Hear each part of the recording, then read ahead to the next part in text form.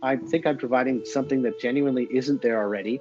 I want people to be empowered and I want them to thrive in this, just like I have. Blind Abilities presents Michael Feir, radio personality and author. That's one of the reasons I push people to really think about what they want to do and look at the options, for example, games. Because if you're trying to solve a text adventure and you're doing that to learn how to type, you're going to learn how to type, but you're not going to think about learning how to type. You're going to be thinking, who murdered this man? How do I get out of this haunted theater alive, right? That's what's going to be occupying your mind, not how do I type so much. So it lowers the inhibition and you start actually learning by having fun. That's how I learned to type 90 words a minute. Michael has written for a gaming magazine, published his own book, is working on a new book, and also is going to talk a little bit about a new accessible game for the PC. And you can find more podcasts with the blindness perspective on the web at blindabilities.com, on Twitter at blindabilities, and download the free Blind Abilities app from the App Store. That's 2 words, Blind Abilities. I wanted to just put it out there so if they couldn't afford the training, they'd at least have something to turn to start really benefiting. Like if you can online shop, right, then sighted people don't have to help you shop. Protect us! You will be remembered as a hero. That's A Hero's Call, and it's by Out of Sight Games, and it's for Windows. Welcome to Blind Abilities. I'm Jeff Thompson, and with me today is Nick D'Ambrosio. How you doing, Nick? Not too bad, Jeff. Yourself? Good, thank you. Today our guest is someone that I used to listen to on audio quite a bit on different platforms, and Nick, you came across him as well. Why don't you tell our listeners a little bit about our guest today? Well, today we have Michael Feir, and he is a AMI reporter and deals with technology, and he's going to talk about a book that he's ready to write. It's going to be Personal Power for the iPhone, and we'll talk about other things like gaming and just about everything underneath the sun. Oh, that's great. Michael, I've listened to your audio over the years, and I'm glad Nick got a chance to meet up with you. And thank you very much for taking the time and coming on to Blind Abilities. Excited to hear that you're writing a new book, and I heard about you playing A Hero's Call. Welcome, Michael. Oh, it's an absolute pleasure. Yeah, audio entertainment and tech. So yeah, it's a bit of a broader beat than I started with, but yeah, it's working out well. I just heard the Main Menu podcast, and it seems like that game is going pretty viral now. It's everywhere. You know, you've been playing it, right, Michael, as well? Yeah, I was actually the first to back it, A Hero's Call, and then I did try to beta test, but frankly, I was a lousy beta tester. Everyone else was ahead of me.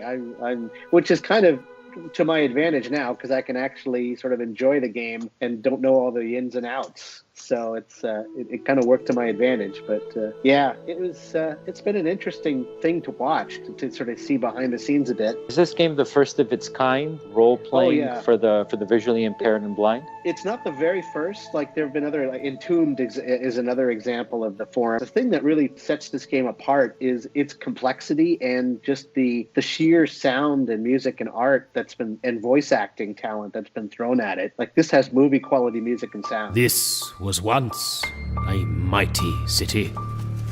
Before the attacks, they attacked without warning.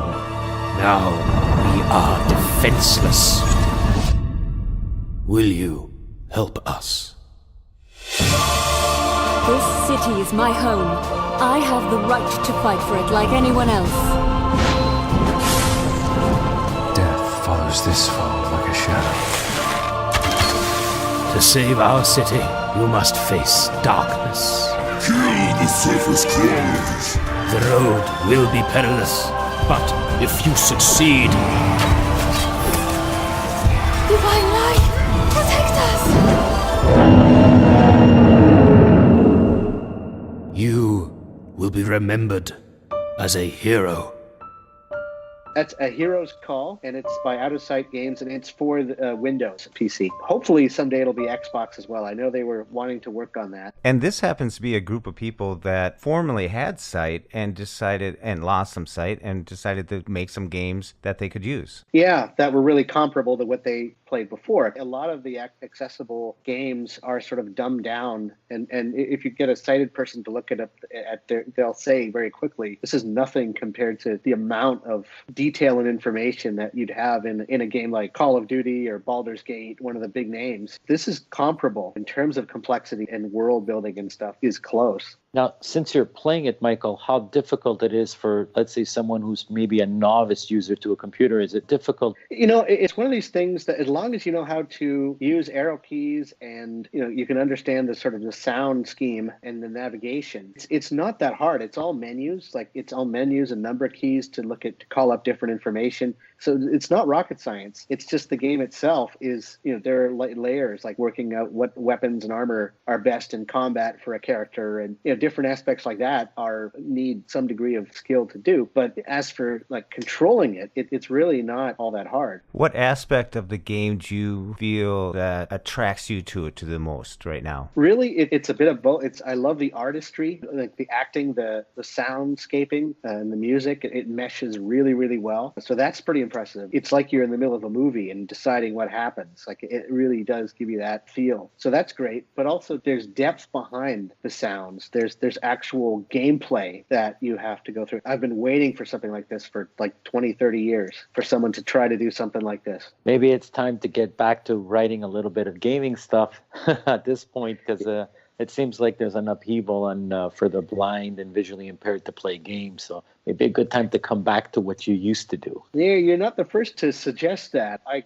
retired from Odyssey magazine in 2004 after 40 issues and was kind of burned out at the time. And I don't know if I'd pick that up again, but I am going to be covering more of these games on AMI over the coming months, because the PC gaming is kind of taking off. There was a bit of a dead period there, but it's coming back again. So Heroes Call for the PC, where would someone be able to purchase that? That's at outofsightgames.com. Great. I've heard a lot about Heroes Call from Allison Hartley and a few others. They've been touting it around. Now, I'm not a big gaming connoisseur, so I don't know this answer, and you probably would. Is this Out of Sight's first major game? Yes, this is their very first, and they put this up on Kickstarter. I was actually the first backer, apparently. They were hoping for $2,800. They ended up walking away with something like $10,000 and something. So they had a lot more money than they dared hope. And then it was a panic because they didn't expect to be anywhere near that successful that fast. This all happened. A lot of it happened over the first couple of days, and all of a sudden they were way above their Kickstarter goal. Then it became, okay, now what do we do, right? So there was this kind of scramble, and it actually came out quite well. They were incredibly successful, and the game itself, I couldn't be happier. Now, for the magnitude of the game, I heard it's only $20, which might seem a little pricey, but I think it's kind of reasonable. What are your thoughts about the price point? That's a very reasonable price point for a game like this. In fact, I paid more on Kickstarter to help support them.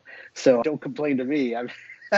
In all seriousness, people don't realize how hard it is to do things like this, to put together all the little sounds, make sure they trigger at the right times, make sure that the game elements work and balance everything out. I mean, all these numbers and stats and stuff have to be carefully thought through, and so that you get an experience that's actually fun and not just arbitrary. So it's not an easy thing to do that these people have pulled off. Same with writing. I mean, trying to write a book. People are wondering, Mike, you got a library, you can just borrow books. Why do you buy them? Well, I know how hard it is to try to write one. So. You wrote a book before with 100,000 words, and now you're embarking upon another. Can you talk about that? The first one was Personal Power, and it was about Windows computers. And I did that one because people were getting these computers. We have a government program in Canada here that will, in Ontario anyway, it's different depending on the province you're in, that they'll pay for an accessible computer, and it's something like JAWS, what you need to actually access it, right, to get it talking. But their definition of personal use, it's for your personal use, but they only give you a bare minimum of 20 hours of training if you're lucky, and they only have to cover reading and writing. So you don't learn about Windows very much. You don't learn about the internet. You're sort of on your own at that point, and you're left with this machine that could be doing a ton of good for you that just becomes a paperweight because you haven't learned anything that you're really interested in doing, right? It's not about your interest, it's about what they have to teach you, which leads to people not being very motivated and not realizing what you can do with this stuff. So I wrote a 50,000 word guide, the first one, Personal Power, and it took about 2 years. A lot happened in that 2 years. I went through a divorce and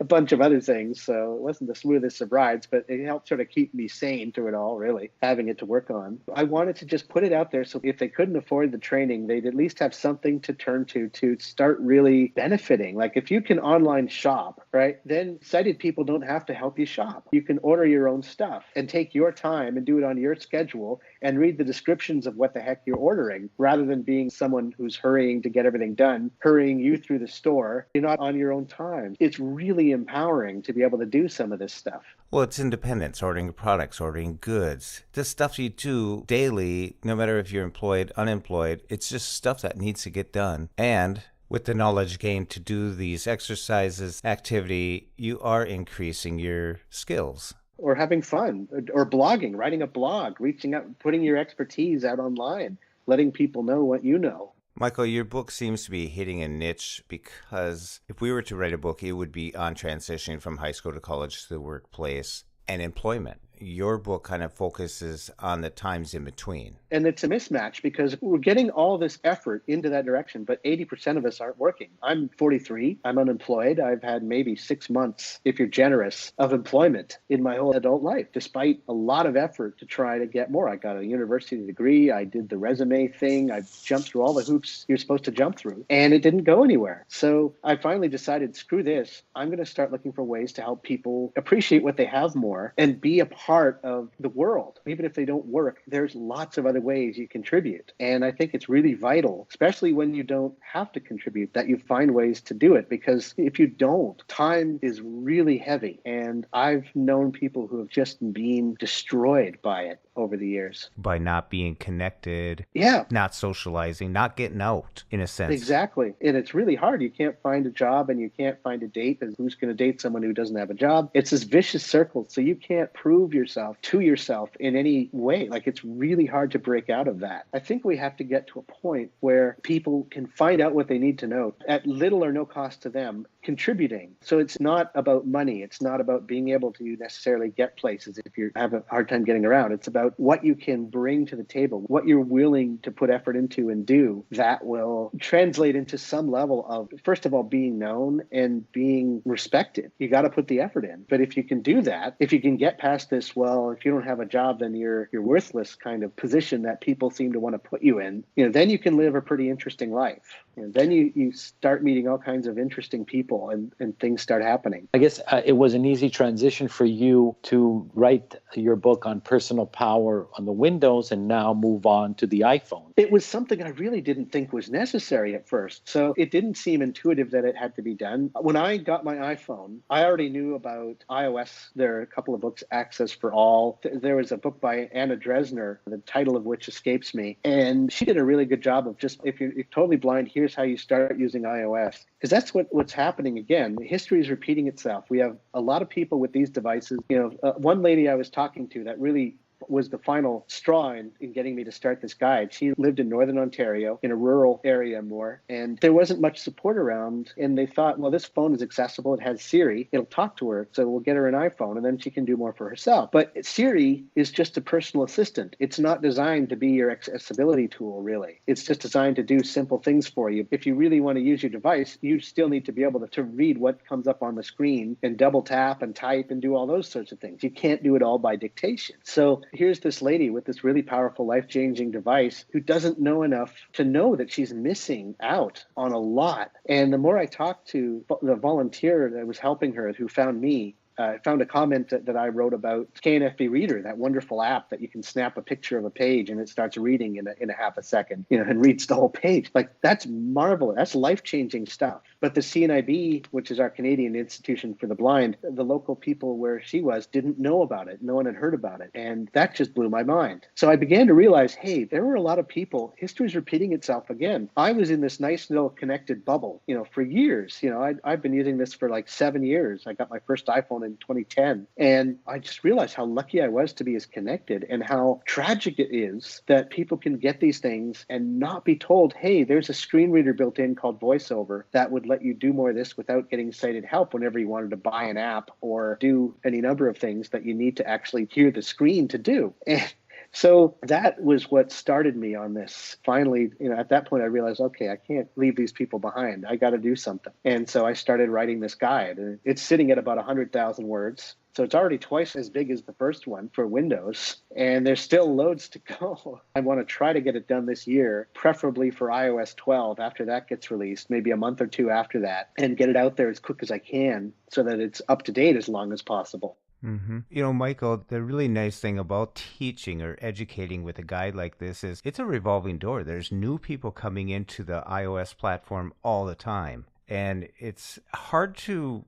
well, it's kind of easy to forget when you were a beginner. So it's really great that you're going back to the basics, the simplicity to you, what it is now, but going back there and revisiting and bringing yourself to the level of a beginner. That's the goal. I want to take beginners from getting their device and they're thinking, how am I going to use this flat slab with no buttons on it? And why do I want to? That's the other side of this. Manuals tell you how to do something, but I want to be that excited friend who I had many of as I explored this device, who'd come with their discovery, hey, you can do this, and hey, this game works, it's fully accessible, wow, man. And that's how you get excited, inspired enough to actually want to look at a manual, to want to learn how to do stuff. That's what seems to be missing. People just don't seem to get that. If you want to get someone to take a leap as big as a flat screen device demands of a blind person, you have to demonstrate to them why it's important. How to do it is equally important, but also, why do you want to? Why do I want to leave the world of buttons? What are the advantages to me? What kinds of things can be done? Michael, how are you going to distinguish yourself from other manuals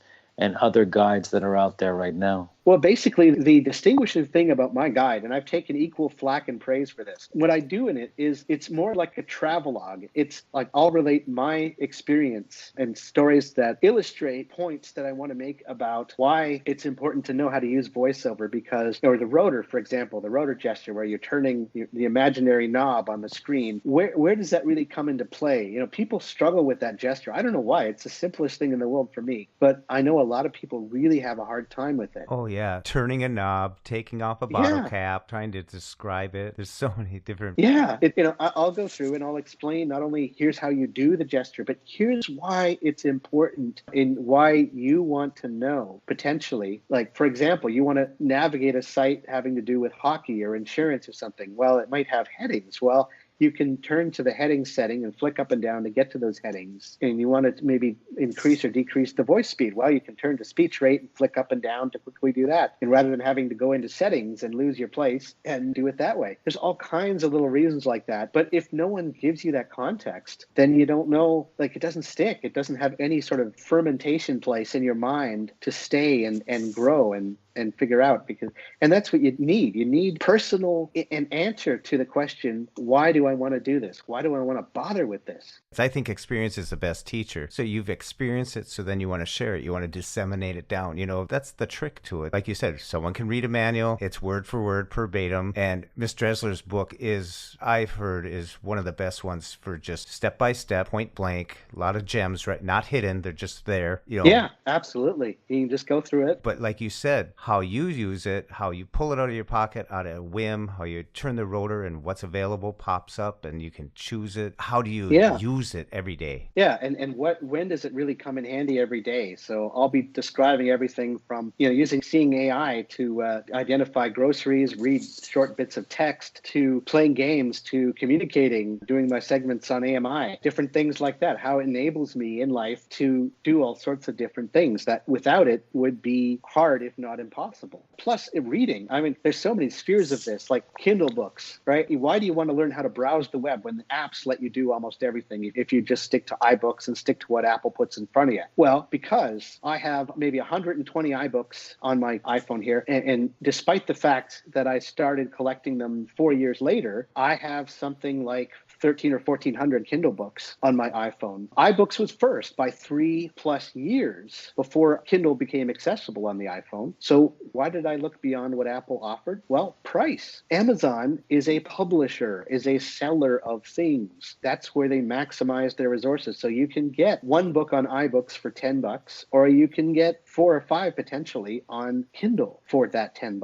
You have to be patient. You have to watch their sales and stuff. That's the kind of economics of scale that blind people have never had access to before. Like, we're in a new era now where we can start to tap into the stuff, and the iPhone or an iOS device is a really good sort of ticket to that ride. You can spend $100 on an app like KNFB Reader that does what you would have spent $1,000 on Kurzweil 1000 only a few years ago. Exactly. The same thing. There's so many things like that. A GPS, same kind of thing. You can spend $100 on something like Nearby Explorers, or you could spend even less, get something like Blind Square, just depending on the level of need. What do you need out of a navigation system? There's choice. I remember when the Braille Note 40 came out, that was about $6,300. The only way someone was really going to get that is if some state agency or some government agency provided it as a reasonable accommodation type of deal. And nowadays, if you have an iPhone or an iPad, iDevice, and even some of the other devices now,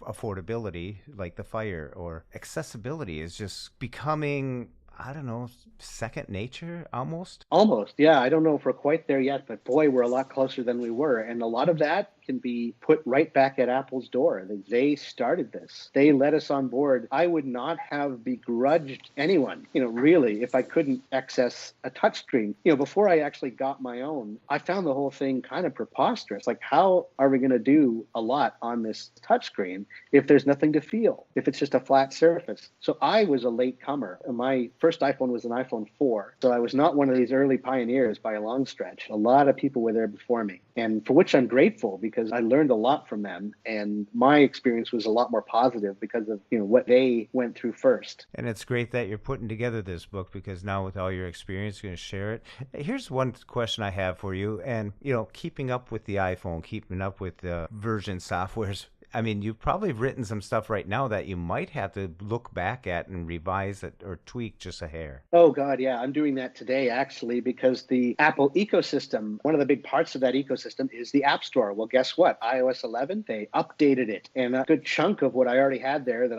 I was pretty happy with is now useless. I've pretty much rewritten that now. But boy, yeah, and there's going to be more. Like, there's Apple Music. It had to be redone. The Music app is entirely different now. So a lot of stuff is getting changed. The podcast app, that's gone through some pretty radical change. There's so many things like that. And I have no doubt that iOS 12 is going to heap a whole bunch more rewriting on me, which is why I'm saying 2 months after iOS 12 to give myself just a little breathing room to know the changes. So there's things like that. And then there's sections that are just slogs to do, like social media. That one is, I'm not looking forward to working. It's hard to keep motivated to working on that because, I'm a Twitter guy. Facebook, I only go there when I'm forced to. So you're dealing with very popular things that people will want to use. So I feel compelled to sort of go a bit beyond my comfort zone to make sure that people have the sense of choice, because that's the other thing that we're missing. People don't realize the amount of choice. Like, we can't do everything that a sighted person can do. There are loads and loads of apps that are never going to be accessible for blind people.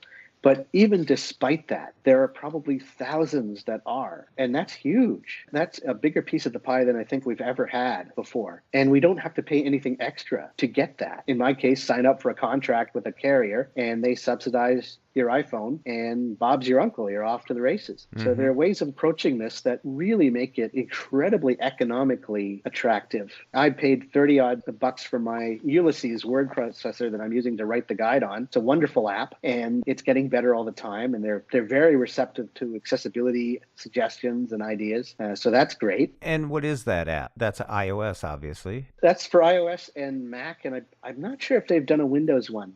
I don't think so. So someone that writes would use that? Yeah, it's for writing, like serious writing. It keeps all your writing organized. And what I do with my guide is each section is its own sheet. And the sheet, it can be unlimited size. So you can neatly divide it into sheets, which then are easy to move around, which is awesome if you want to change the order of things. And then you can export all the separate sheets into one ebook. you put in little symbols. It uses markup language. So you put in like number sign for a level 2 heading, or an asterisk to tell it that you want to underline. So it's all these basic text symbols. So it, of course, it's completely accessible. You can see where you put the formatting marks, what they're going to do, and it works. You do export, you can preview your export to make sure it's working, and you can get it to generate the document that is exactly what you want it to be. So it doesn't get much more accessible. Automatic pages, page numbering, automatic everything. Yeah, like it doesn't get much more automatic than what these guys have done. I'm still suggesting I want them to make things like have it generate a table of contents using all the headings. Can you give the name of that one more time? It's Ulysses, Ulysses.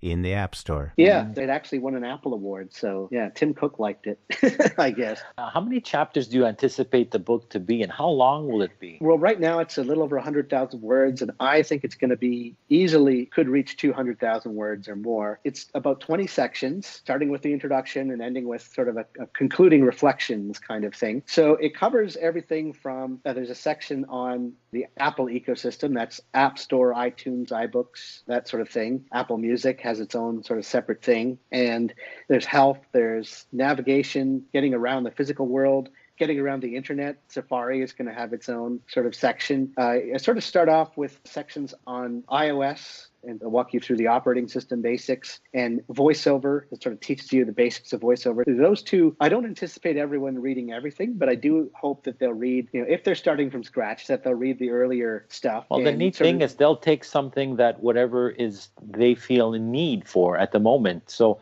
exactly. Reading the book cover to cover might not be a must for a novice user. It's like, I want to do social networking or I want to listen to music. So exactly. And you can just go there and say, that's why it'll be beneficial, hopefully, for experts as well. They'll find something that I've maybe done that they haven't, because they're always finding things that I haven't done and they have. So hopefully it'll be helpful for them too. Well, like you said, when you're new into this, you don't know what you don't know. And that's the hardest thing to start from, because you don't know which direction to step in. So when you can approach it from that standpoint, that's great. Yeah, exactly. I want people to be able to go right from square one of getting one of these devices to finding out how to get into iBooks, read their user manual that Apple makes available, get online, get to AppleVis and the other, a lot of helpful people out there. It's not like I'm competing with anyone else, really.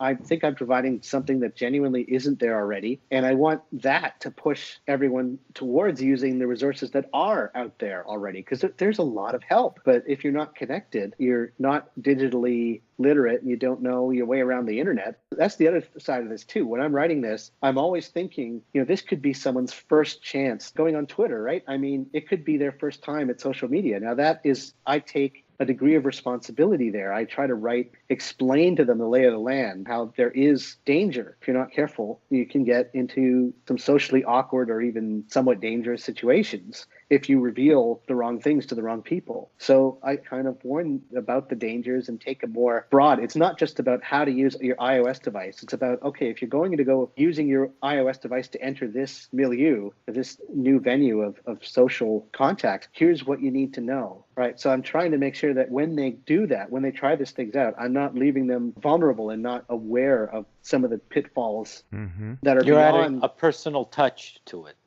Yeah. Training wheels for your iDevice. Yeah. Something to get you going. Exactly. The other books will teach you how to ride your bike. This one will get you on it. Yeah, get you on it and just explain the lay of the land, so that not only do you know about your iOS device, but you know about games and different things that you can start to do. Online shopping, the dangers there, the things to watch out for, the things to make sure you know how to do, that sort of thing. Where to maybe practice your web skills before you try to buy anything online, so that you do things safely, right? I want people to be empowered, and I want them to thrive in this, just like I have. And if I can share that. What else comes with this, Michael, is you might be targeting people that just don't know, but it's going to hit the silver tsunami, the seniors, the baby boomers. What is Facebook? What is social media? And they may still be wanting their flip phone, So that's a huge area. Like when we do some instructional stuff, the seniors are looking over our shoulders like, what's that all about? Because some of them are brand new to these devices. And change is difficult for everyone as well. And someone that is used to a specific way of doing things, technology is always frightening at first. But once you get get the hang of it, it becomes a friend. Yeah, and that's one of the reasons I push people to really think about what they want to do and look at the options. For example, games, because if you're trying to solve a text adventure and you're doing that to learn how to type, you're going to learn how to type, but you're not going to think about learning how to type. You're going to be thinking, who murdered this man? How do I get out of this haunted theater alive? Right? That's what's going to be occupying your mind, not how do I type so much. So it lowers the inhibition and you start actually learning by having fun. That's how I learned to type 90 words a minute, playing text adventures. So I want to pass that on too. I want people to really approach their iPhone, their iPad as a buddy, not as a work tool, not as something that enables you to get chores done and adds drudgery to life, but something that is fun and that you actually want to use, that will expand what you can do that you want to do. A companion. Yeah. Yeah. Well, I think that's great. I think it's a safe zone for someone to just approach it, especially when they just start out like, hey, I'm with you here. We've all been here. Yeah, exactly. So, Michael, you do use PC and you use the Apple devices. Well, that's shifted over the years. I used to not be able to conceive of leaving without my laptop because I did all my work on the PC. Now, I typically leave my laptop behind. It's more of a game and entertainment machine these days. And I do most of my work on my iPhone here. I write everything in Ulysses. I usually do my mail with a Gmail app and Twitter, of course, now Twitterific. And yeah, like it's all iPhone with a couple of accessories. I do use a Bluetooth keyboard to type. There's no way I could be as productive without that. I'm not that fast a typer on the flat screen. And external battery and a couple other things. The AirPods, Aftershok's Trex Titaniums. You don't want your ears plugged when you're walking around, even if you do use hearing aids like me. So yeah, you just got to get the right accessories. These devices now could potentially be a student's best friend, a student's primary device. It's actually at that level now, I think. Especially with the Bluetooth keyboard and pairing up a Bluetooth headphone. Yeah, once you find the word processor you're happy with and the resources. I mean, you're walking around, I remember carrying, parts of Braille books, like slightly like volumes of several different Braille books to classes, having this backpack weighing like 40, 50 pounds. I'd turn a corner and some poor fool too close behind me gets crushed into the wall, crushed into a locker because of my backpack. Now I can walk around with a couple thousand books in my pocket and barely know it's there. Like that's huge. Today is just so swipe of a finger and you're downloading a book, just like people with using the Victor Stream. That's amazing. Yeah, just as long as you're connected enough to know how to get started doing that and where to learn how to do all this stuff. Great. Is there anything else that you would like to say to the listeners? Absolutely. I'm happy to help if I can. And people can contact me at michael.feir, that's F as in Frank, EIR, @gmail.com. So you can email me there. I'm also on Twitter under mfair. And if you follow me, I'll follow you back. If you spam, I'll unfollow you. Pretty much that simple. So use Twitter for the social fun it was intended to be for. Fair's fair, right? Yeah, exactly. All right. Well, thank you very much for coming on, Michael. Well, thanks for having me. It's been a blast. Yeah, thanks again, Michael, for taking the time. Well, good to see you guys, and we'll talk later on. It was really great to talk to Michael Feir again and learn more about his guide, Personal Power to the iPhone, a guide that enhances the opportunities and lets people reach the fullest potential to the devices that they have. At least make them look at the device and think that it could help them in their daily life. And we'll be looking forward to seeing the release of that at the end of this year. And thank you, Nick D'Ambrosio, for coming on board and making this all happen. So once again, thanks for listening. We hope you enjoyed. And until next time, bye-bye.